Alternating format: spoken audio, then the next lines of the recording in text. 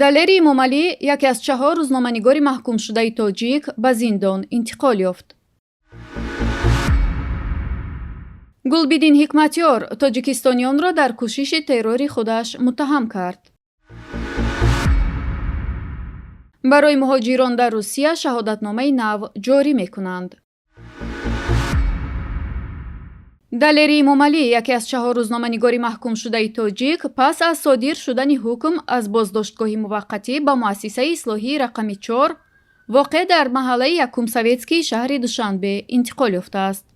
дар ин бора Азия Плюс бо истинод ба наздикони далери эмомалӣ хабар медиҳад.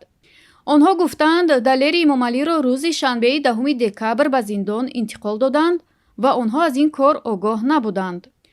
интиқоли далери эмомалӣ ба зиндон дар ҳолест ки ҳафтаи гузашта додгоҳи шаҳри Душанбе ҳукми додгоҳи ноҳияи Шоҳмансурро дар робита ба 10 соли зиндон нисбати далери эмомалӣ бетағйир гузошта буд. вакили дифоъ ва наздиконаш гуфта буданд, ки ба зинаҳои болоии додгоҳ шикоят хоҳанд кард. далери эмомалӣ яке аз 4 рӯзноманигори зиндонии тоҷик аст, ки бо ҳукми додгоҳи ноҳияи Шоҳмансур рӯзи 17 октябри соли равон ба 10 соли зиндон ва пардохти 12 000 сомонӣ ҷарима маҳкум шуд.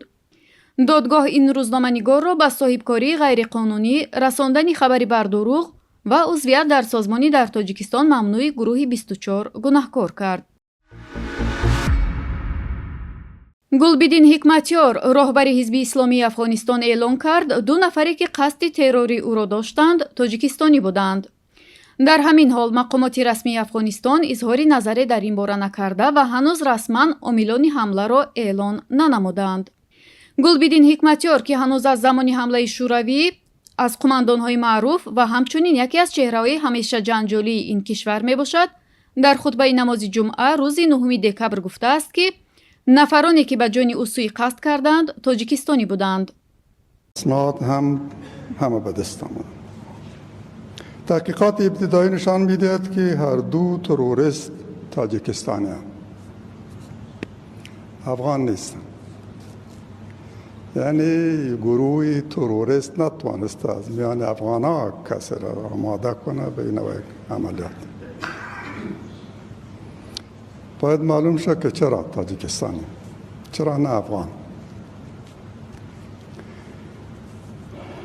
بیرق سیاه داعش نیز از چانته همکار و محافظ تروریست انتحاری به دست آمد. ин суханони гулбидин ҳикматёр дар ҳоле гуфта мешавад, ки то ҳол мақомоти расмии гурӯҳи Толибон оид ба ин таркиш ва сабабу омилони он мавқеи расмии худро баён накарданд. ҳамчунин натиҷаи ҳеҷ тадқиқоте расонаӣ нашудааст. яъне ҳикматёр тоҷикистониёнро дар ин ҳамла шарик карда, аммо ҳеҷ далелеро пешниҳод накардааст.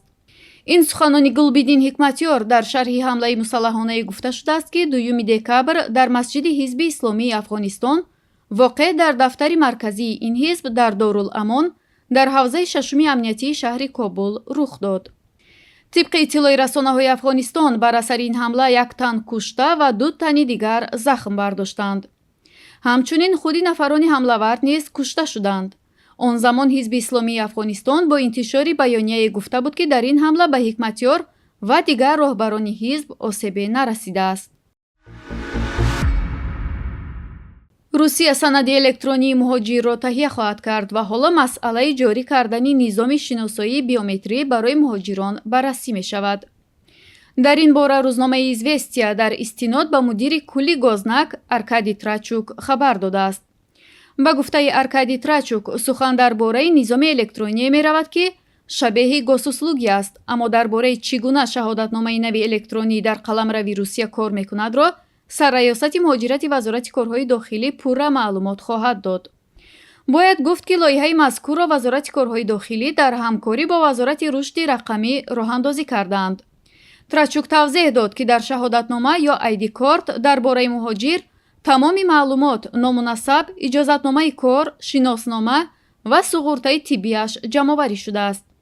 Аркадий Трачук таъкид кард, ки ин як навоварӣ хеле саривақтист, зеро дар бозори байналмилалии меҳнат бояд ҳамеша нисбати коргарони кишварҳои Осиёи Марказӣ ва кишварҳои дигар рақобатпазир буд.